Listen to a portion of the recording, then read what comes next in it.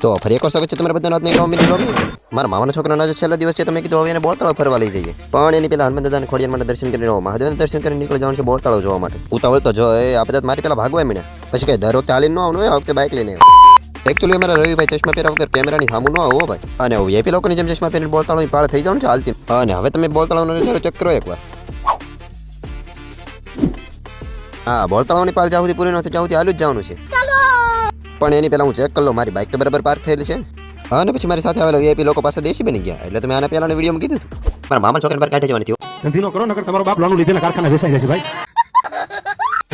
અને પછી મોટો ભાઈ બાકી રહી ગયો એટલે પછી એણે શરૂ કર્યું वो एक हैबिट है Ning ning ning ning ning ning. અને ત્યારબાદ ઘોર કળયુગમાં આરામ કરતો આહુનો પીર જોવા મળ્યો